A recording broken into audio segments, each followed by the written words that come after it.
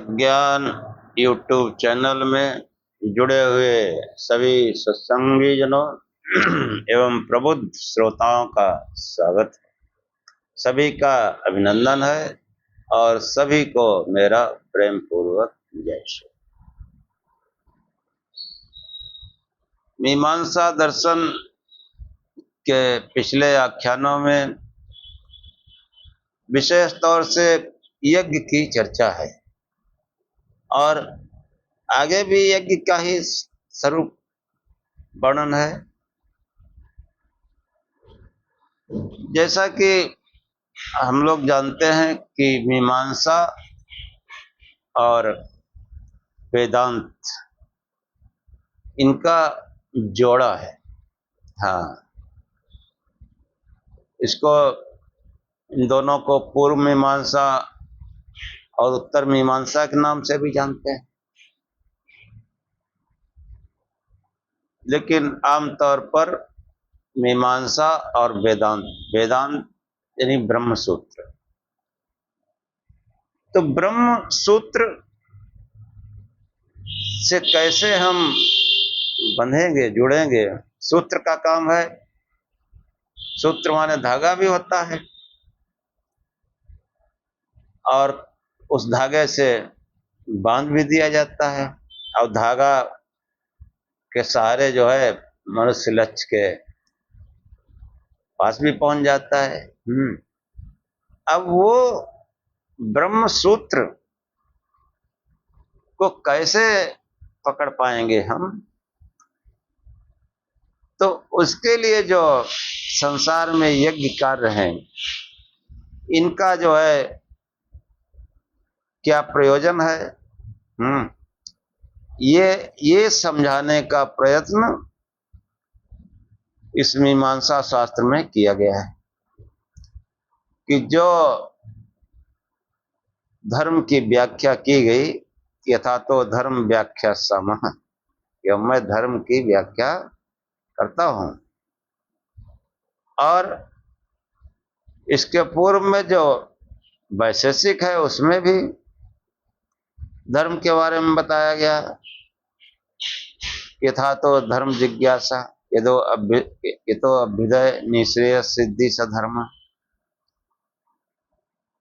तो वो जो धर्म है जिससे संसार में अभ्युदय हो और निश्रेयस की सिद्धि हो, तो दोनों प्रकार के धर्मों का जो है हमको ज्ञान मीमांसा में होता है कि सांसारिक उन्नति वाला धर्म क्या है और आध्यात्मिक उन्नति वाला धर्म क्या है।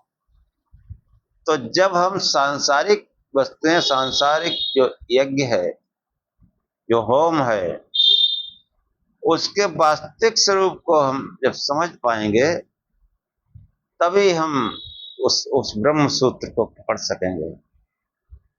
तो मीमांसा में इसीलिए जो है सब यज्ञों का जो आख्यान किया गया, जो मीमांसा की गई, उसमें वो अदृष्ट और अपूर्व धर्म जो है उस पर विशेष बल दिया गया, अदृष्ट और अपूर्व। और जो भी मतलब जो है इस तरह के जो आख्यान अभी तक हुए हैं, तो उनका जो है बराबर उसमें जो है यही समझाने का प्रयत्न किया गया कि जो है अपूर्व अर्थात प्रधान कर्म जो है वो क्या है, इस पर जो है विशेष बल दिया गया। और ये जो पिछले आख्यान में आधार आदि, आग्नेय आदि अंगों का जो है उनके भाव को समझाने का प्रयत्न किया गया। और इसके अनंतर अब जो है जो उपांश याज, उसके बारे में जो है जो चर्चा मार्च जैमिन ने की है, उसी के साथ आज का आख्यान आरंभ करते हैं।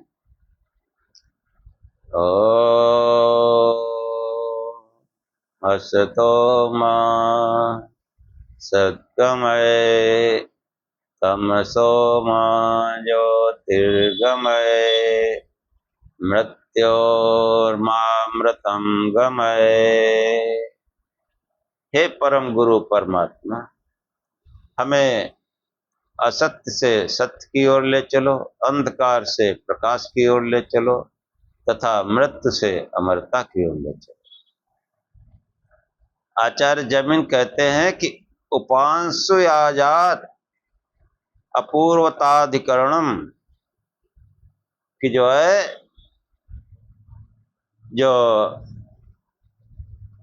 वैदिक वाङ्मय में जो है उल्लेख आया है कि जाम या एतद्यज् यस्य क्रियते यदन यजो पुरोडासो उपांश याजम अंतरा यजति, कि जो है इस प्रकार यज्ञ का किया जाना आलस्यजनक ही है, जो क्रमानुसार 2 पुराडासों का यजन निरंतर करता है।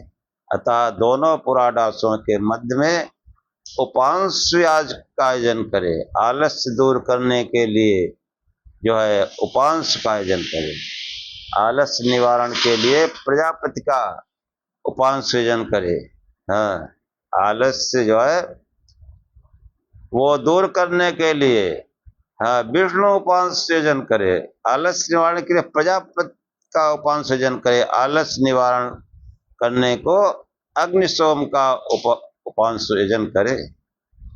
इन वाक्यों के विषय में जो है शिष्य जिज्ञासा करता है, जैसे विद्वत वाक्य में पौर्णमासी पद आग्नेय आदि याग समुदाय का अनुवादक है, ऐसे ही जामिवा इत्यादि वाक्य में पठित उपांश याज का क्या विष्णुवादि गुण वाले 3 प्रकृति यागों का समुदाय का अनुवादक है अथवा अपूर्व याग का विधायक। पाठ की समानता के आधार पर विद्वत वाक्य के पौर्णमासी पद के तुल्य उपांश याज को विष्णुवादी यागों का अनुवादक मानना उपयुक्त होगा। आचार्य ने शिष्य की जिज्ञासा को सूत्रित करते हुए कहा कि पौर्णमासी वद उपांश याजः स्यात्, कि ये जो है विद्वान पौर्णमासी यजते वाक्य में जैसे पौर्णमासी पद आग्नेय आदि यागों के समुदाय का अनुवादक है, ऐसे ही उपांश याज यमंतराय जाति वाक्य जो है पठित उपांश याज विष्णु रूपांश इष्टभ्य आदि वाक्यों से भी विष्णुवादी यागों का अनुवादक होना चाहिए। जैसे यह एवं विद्वान इत्यादि वाक्यों में द्रव्य देवता आदि याग के रूप में निर्देश न होने से वह आग्नेय आदि याग समुदाय का अनुवादक है। इसी प्रकार उपांशु याजमंत्रा यज वाक्य में याग के रूप में द्रव्य देवता का निर्देश न होने से यह अपूर्व कर्म का विधायक नहीं माना जा सकता।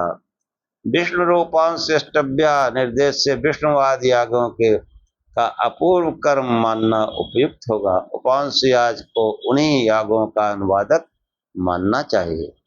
आचार्य सूत्रकार जो है जिज्ञासा का समाधान करते हुए कहते हैं कि चोदना व प्रकृत्वात्, कि जो है पूर्वोक्त पक्ष की व्यावृत का द्योतक है, अर्थात उपांश याजम अंतराय जाति वाक्यगत उपांश याज को विष्णु आदि देवता वाले कर्म समुदाय का अनुवादक नहीं माना जा सकता, प्रत्युत अपूर्व कर्म का विधायक है। विष्णु आदि देवता वाले यागों के प्रस्तुत प्रकरण में न होने से तात्पर्य है कि विष्णु आदि देवता वाले याग का यहाँ कोई विधायक वाक्य नहीं है। जब उनका विधान ही नहीं तो उपांश याज उनका अनुवादक कैसे होगा? कि विष्णु मतलब व्यापक। विष्णु आदि गुण वाले याग प्रकरणगत विधि नहीं है, प्रत्युत अर्थवाद है, क्योंकि इनके विषय में उपांश याज मंत्रा यजत यह विधि कही गई है। यह लंबा वाक्य जो है जाम व यजत से प्रारंभ होकर अंतिम अजामित्वाय पर पूरा होता है। इसमें उपांश यजत ये विधि वाक्य हैं। यदि विष्णु उपांश आदि को भी विधि वाक्य माना जाए तो ये वाक्य भेद तो उपस्थित हो जाएगा। हाँ, वाक्य उस लंबे वाक्य के मध्य पठित होने पर उपांश आयत अंतरायत, इस वाक्य में उपांश पद से संबद्ध है, अर्थात श्री के संबद्ध की बात कहते हैं, कोई नई बात नहीं है। इसलिए उस विधि को ये अर्थवाद है, इनको अपूर्व विधि मानने पर वाक्य भेद दोष हटाया नहीं जा सकता। ये जो यज्ञ है ये कोई अपूर्व वो नहीं है।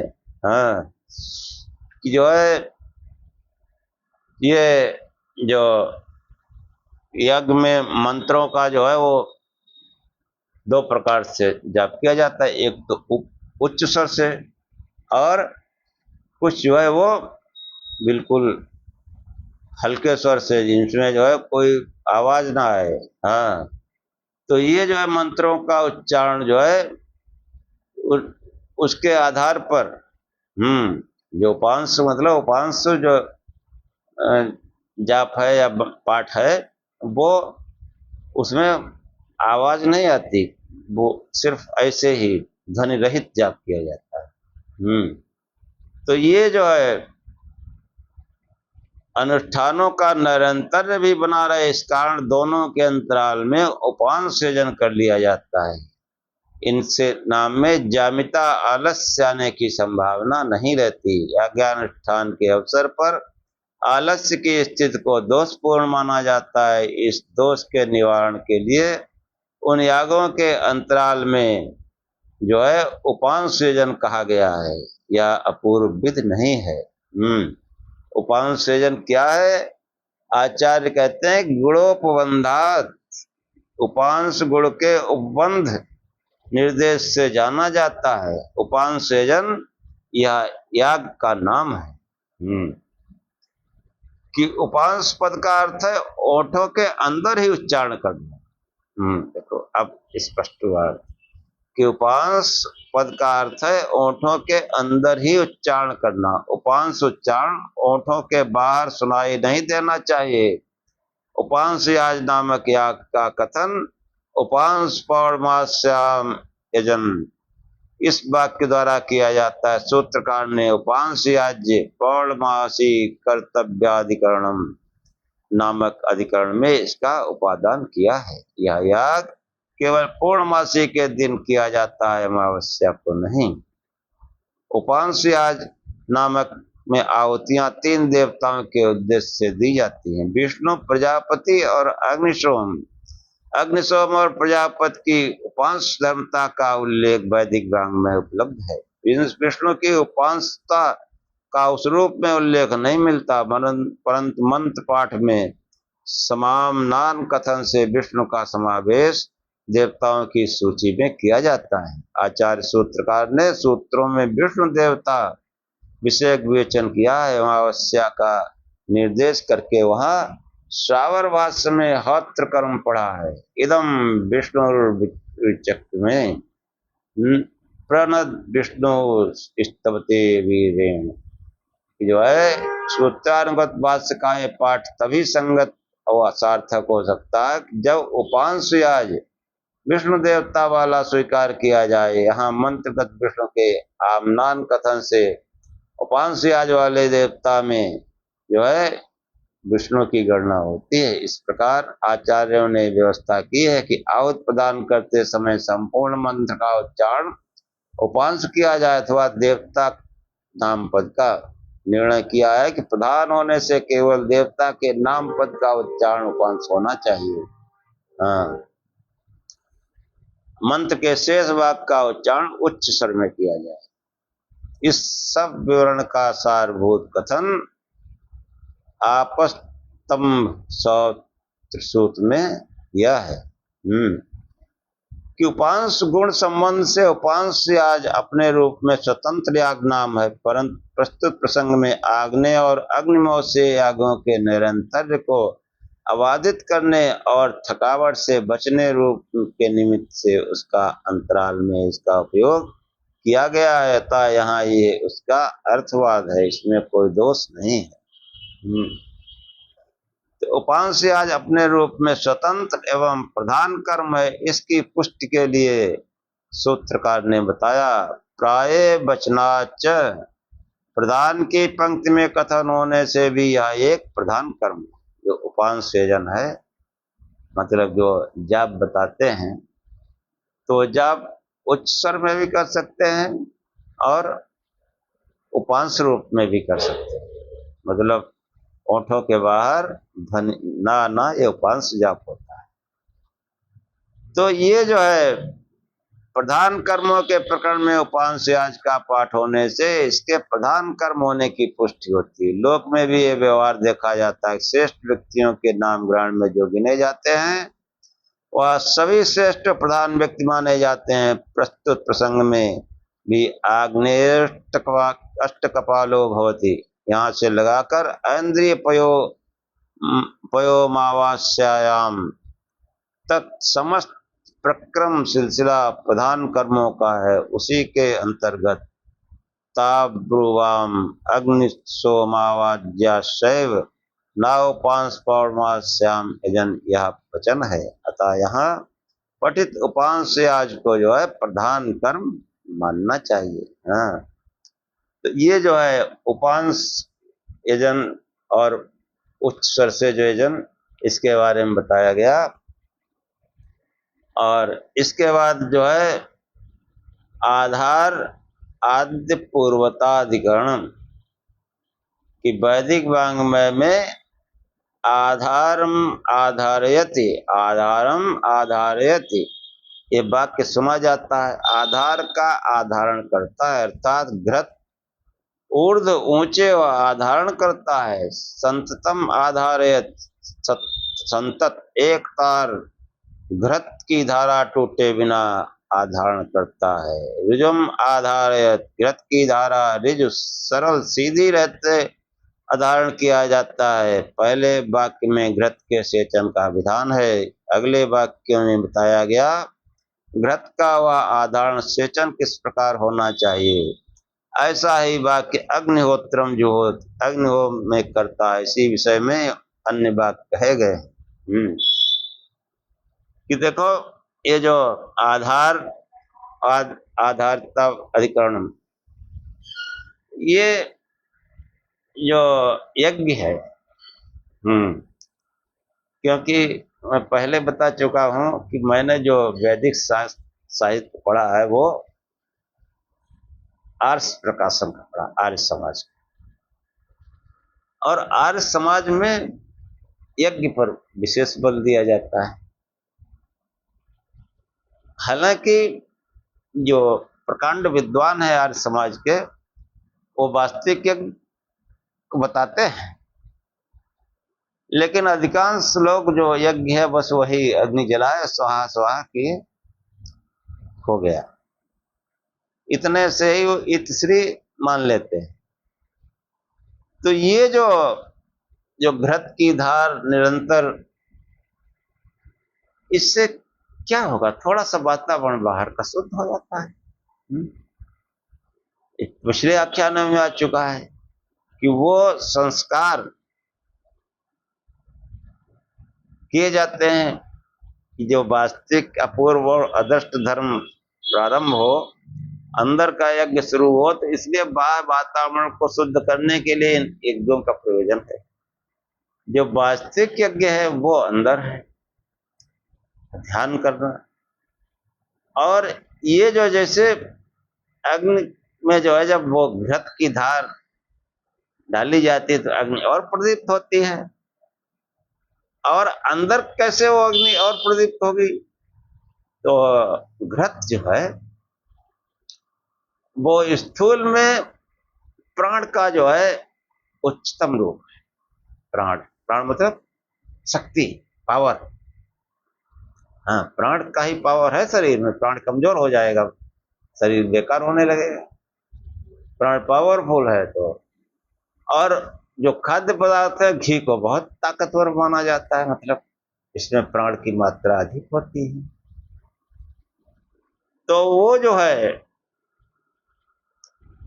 जो ये बाह्य यज्ञ में जो घृत की आहुति तमाम समिधा आदि जो है, इन सब से जो है एक एक मतलब संस्कार बनता है, एक माहौल बनता है कि हम ध्यान करें।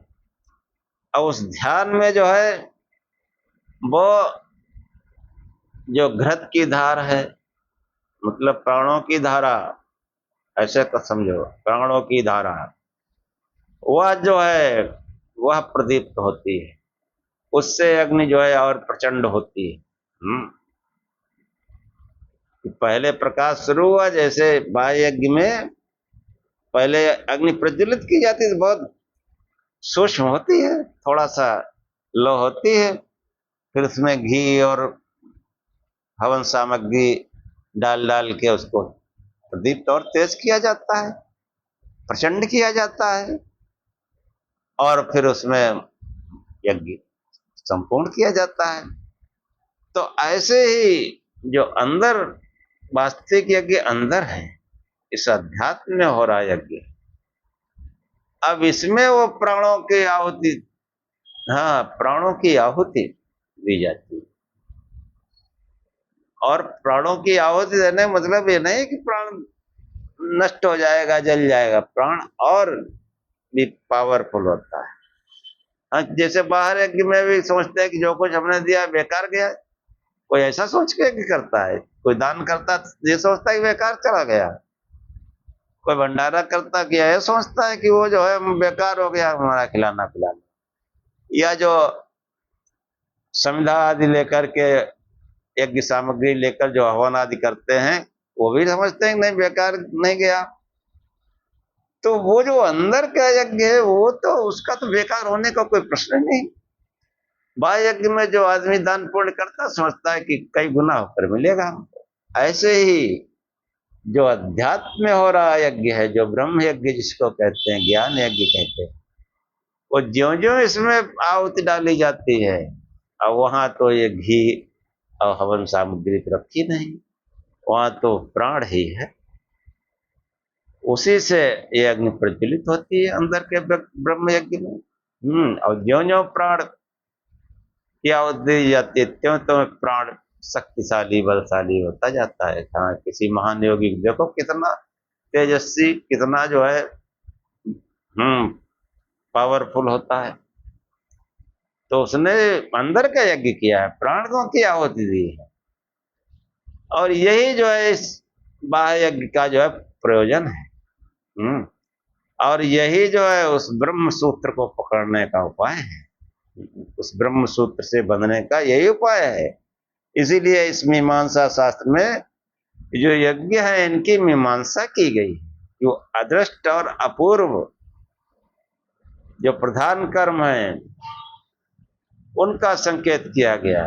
हाँ, यद्यप कोई भी संस्था हो उसमें कुछ न कुछ ऐसा होता है कि वो उधर थोड़ा सा इंटेंशन आम आदमी बना रहता है। जो जो उस संस्था में बड़े विद्वान लोग होते हैं वो तो विचारक होते हैं, और विचारक वो वास्तविक बात बताते हैं। जो नहीं विचारक होते हैं वो फिर वही है कि आर्य समाज में बस हवन करना है, रोज हवन करते हैं, अंदर का कुछ नहीं है।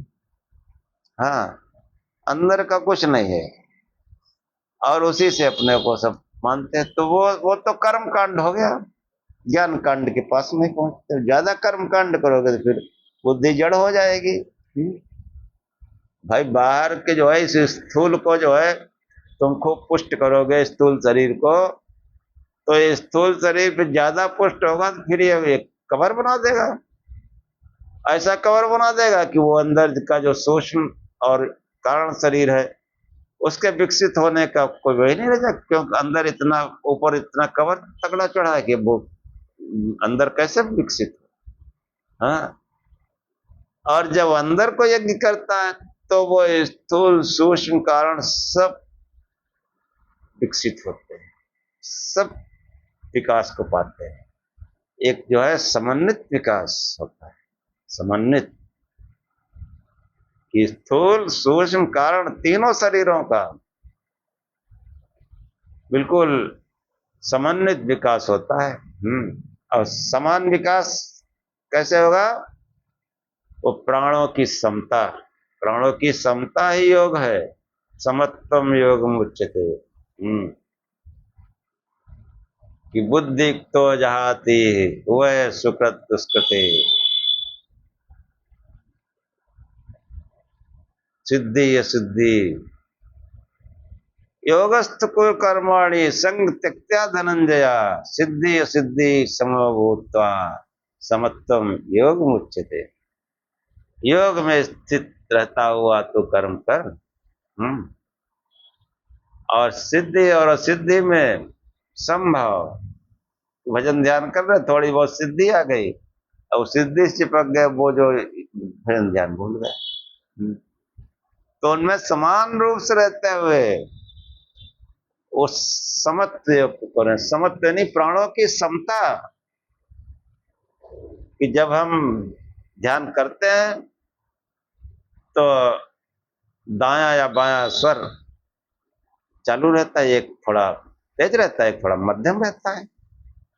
और जब योग कोई करता है तो दोनों सम हो जाते हैं, दायां बायां दोनों सम। और जब सम हो जाते हैं तो वो जो तीसरा सुषुम्ना जो है ज्ञान, वो प्रारंभ होता है, तब वास्तविक यज्ञ प्रारंभ होता है। तो प्राणों की समता जो है, इसमें वो योग होता है, इसमें प्राणोत्थान होता है, इसमें जो है अंदर का प्राण यज्ञ प्रारंभ होता है। ये अगर नहीं हुआ तो फिर कोई फायदा नहीं बाहर के यज्ञ से। फिर तो वही है कि यज्ञ करते करते जो वातावरण इतना शुद्ध है, तो हमारा जो स्थूल है, स्थूल यज्ञ कर रहे स्थूल पदार्थों से, द्रव्य से, तो स्थूल पावरफुल हो जाएगा। ये स्थूल शरीर जो है पावरफुल हो जाएगा, अंदर का सूक्ष्म और कारण वो विकसित होगा नहीं। और फिर इतना पावरफुल हो जाएगी, इतना इसका जो है आवरण दृढ़ हो जाएगा कि वो अंदर सूक्ष्म और कारण वो विकसित होने के लिए उनके स्थान ही नहीं रहेगा। जड़ता आ जाएगी, जड़ता का स्वभाव आ जाता है। हाँ, धार्मिक भी है और जड़ता में भी है। कोई बात कहो गुस्सा आ जाती है। कैसे गुस्सा आ जाती है? विद्वान को जो है हमेशा कोई बात है उसको सुनने के लिए तत्पर रहना चाहिए। जितना बड़ा विद्वान होता है उतना बड़ा श्रोता होता है। पहले सुनो तब तो कुछ उसकी बात को सही और गलत बताएंगे। आप सुनना ही नहीं चाहते, क्यों? कि सही गलत तो विचारों से होगा। विचार करने के लिए बुद्धि है, मन है, वहां तो तुमने उसको विकसित करने का मौका ही गंवा दिया है। तो ये जो यज्ञ है ये उस ब्रह्म यज्ञ, हाँ ब्रह्म यज्ञ, उस सूत्र को पकड़े। ये जो मीमांसा है, पूर्व मीमांसा, ये उत्तर मीमांसा में प्रवेश करती है, जिसको ब्रह्म सूत्र वेदांत कहते हैं। वेदांत, वेदांत मतलब वेदों का अंत। हाँ, ज्ञान की जो पराकाष्ठा है वह है वेदांत।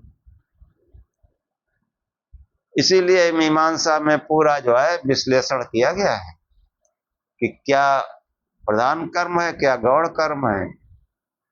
हाँ, और इन गौण कर्मों का, यज्ञ कर्मों का प्रयोजन क्या है। ये जो है प्रयोजन वही है, अभ्युदय और निशेष। अभ्युदय और निशेष दोनों को जो बताता है वही धर्म है। उसी धर्म की व्याख्या महर्षि जैमिनि ने अपने इसमें जो है शास्त्र में की है।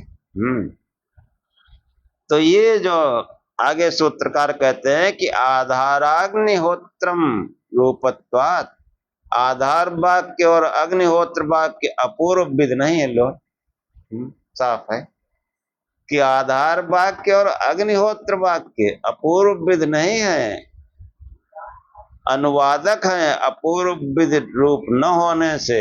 हाँ, अपूर्व रूप विध में जो है, जो जहाँ वाक्य द्रव्य देवता इत कर्तव्यता आदि से युक्त होता है वह अपूर्व विध माना जाता है, या उसका स्वरूप का विशेष गुण है। अतः पूर्वोक्त प्रत्येक वर्ग का पहला वाक्य इत कर्तव्यता का द्रव्य गुण का निर्देश है। हाँ, आगे कहते हैं संज्ञो पवंधात, प्रत्येक वर्ग के प्रथम वाक्य में आधार और अग्निहोत्र संज्ञा का बंध निर्देश होने से संज्ञा विशिष्ट आधार और अग्निहोत्र आधारम आधारयत तथा अग्निहोत्रम जुहोति उक्त दोनों वाक्य कर्म में केवल नाम का निर्देश करते हैं, स्वरूप का नहीं।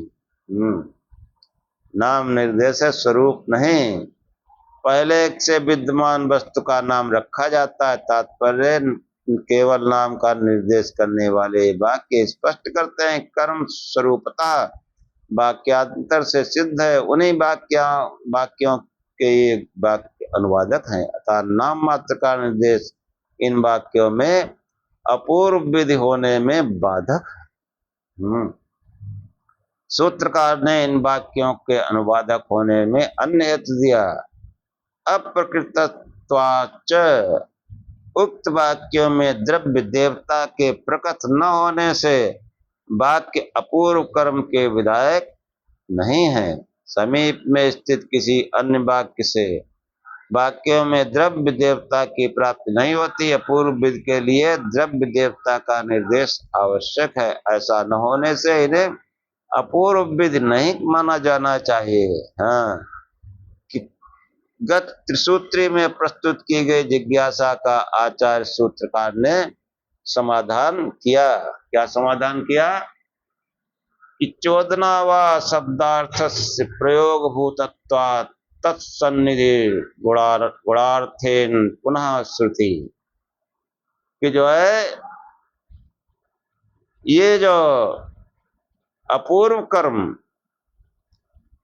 के विधायक वाक्य हैं, उक्त वाक्यों में शब्दार्थ के प्रयोग भूत होने से चोदना व शब्दार्थ प्रयोग भूतत्वात्, और चोदना का पहले प्रेरक भी किया गया था कि जो हम यज्ञ करते हैं इनसे क्या प्रेरणा मिलती है। यज्ञ कर लिए बस अपना फिर काम में लगे, क्या प्रेरणा मिली। वो प्रेरणा जो है वो खास चीज है। उस प्रेरणा से फिर जीवन बदलाव आता है। तो वो जो है ये जो प्रेरणा मिलती है, तो यही जो है चोदना व शब्दार्थ प्रयोग भूतत्वात्, कि वो अपूर्व कर्म के विधायक वाक्य हैं। ये जितने भी होम यज्ञ आदि के वाक्य हैं, ये सब अपूर्व कर्म के विधायक। इनसे अपूर्व कर्मों की उत्पत्ति हो, यानी ध्यान में कन्वर्ट हो जाए, ये है इसका यज्ञ का ये जो है प्रयोजन है। इस प्रकार विधायक अर्थ वाला होने से उन चोदना यानी विधि वाक्यों के सामीप्य से जो है ऊर्ध्व एवं दधि आदि गुण विधान के प्रयोजन से आधारित जुहोति का पुनः श्रवण होता है।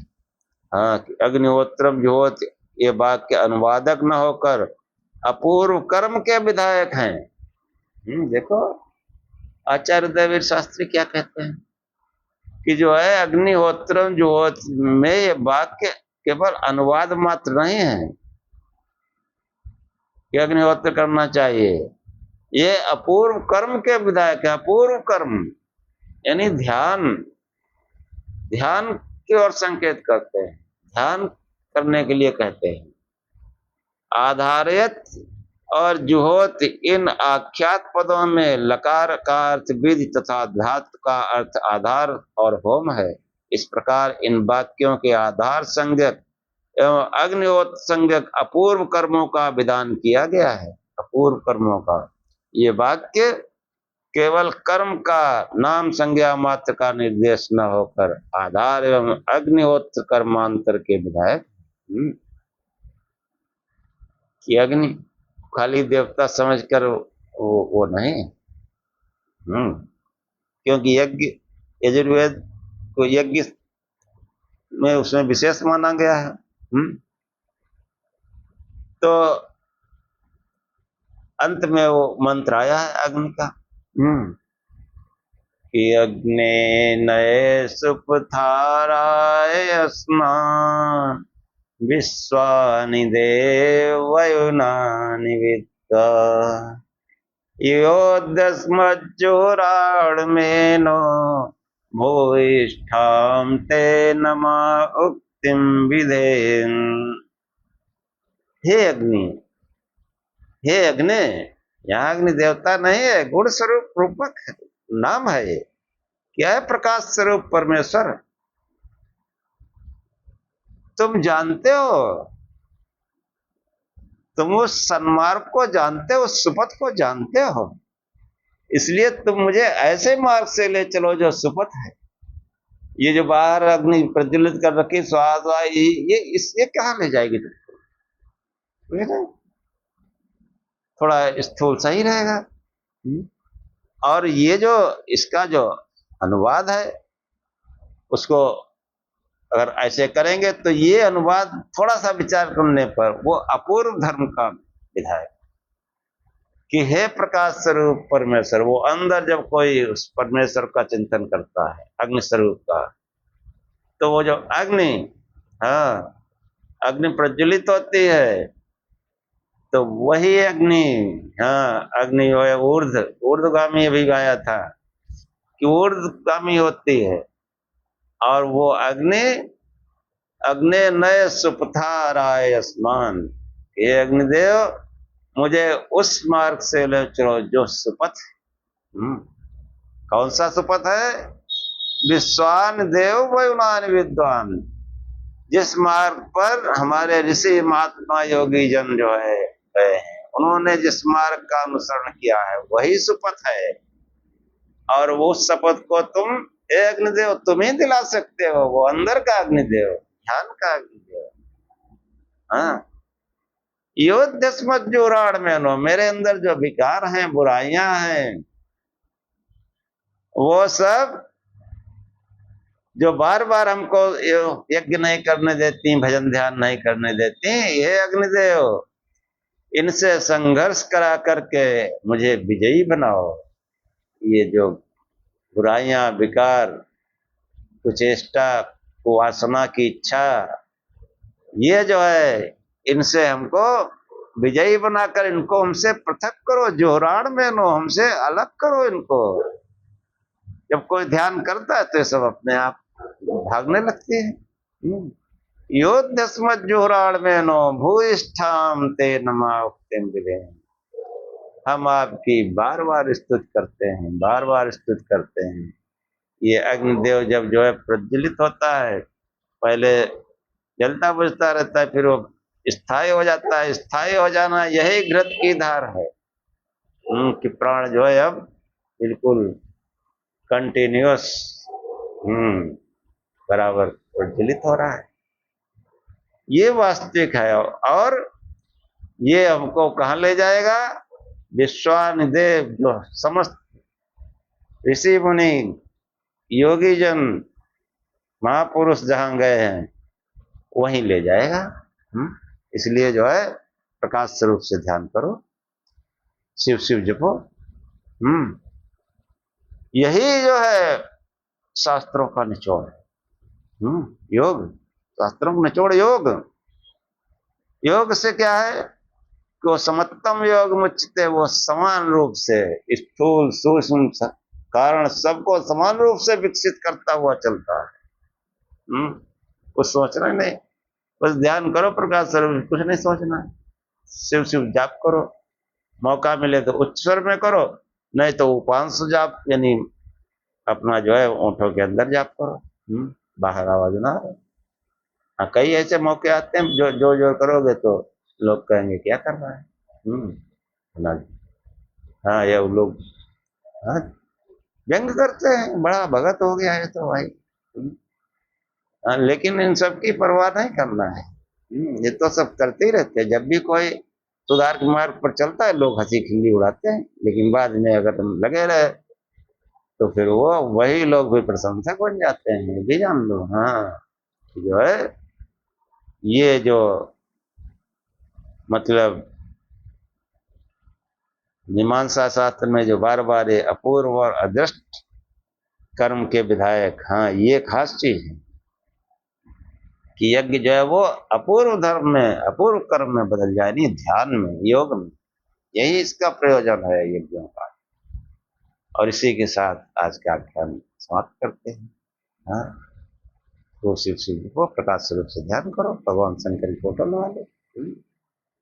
ओम सहनाववत् सहनौ भुनक्तु सह वीर्यं करवावहै तेजस्विनावधीतमस्तु मा विद्विषावहै। ओम शांति शांति शांति।